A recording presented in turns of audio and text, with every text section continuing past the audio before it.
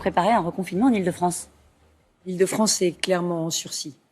Le nombre de patients en réanimation, dont il faut rappeler que 1 sur 4 décédera. Je vous rappelle que le Covid long toucherait 1 sur 10 de ces patients. On est à 4 millions de contaminations.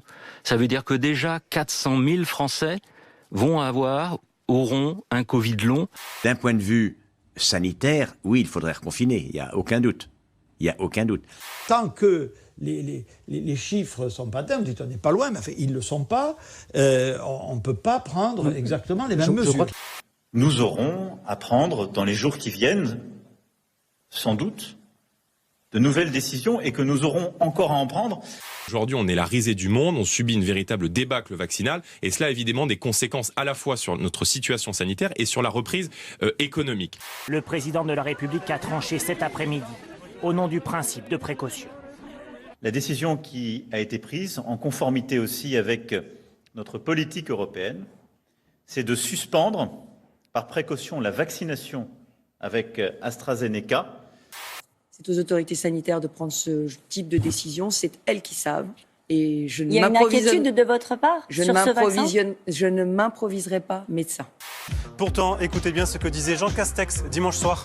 Je peux vous assurer qu'effectivement, si j'avais le moindre doute, vous demanderiez la suspension. Absolument. Absolument, parce que c'est mon devoir, c'est ma responsabilité.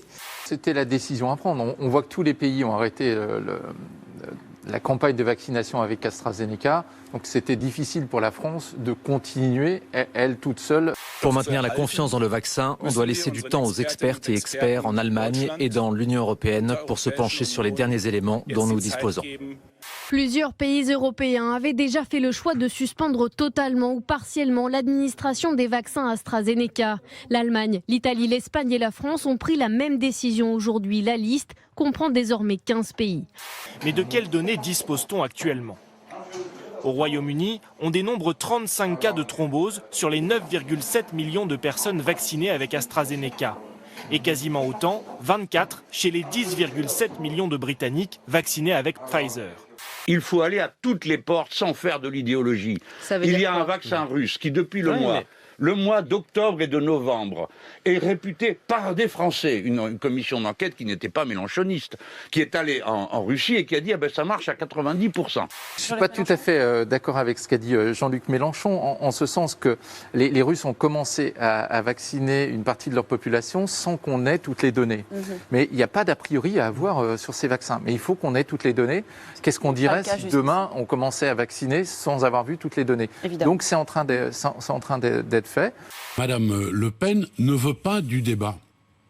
À l'Assemblée nationale, où je ne la vois jamais, elle ne débat pas, Monsieur Bourdin.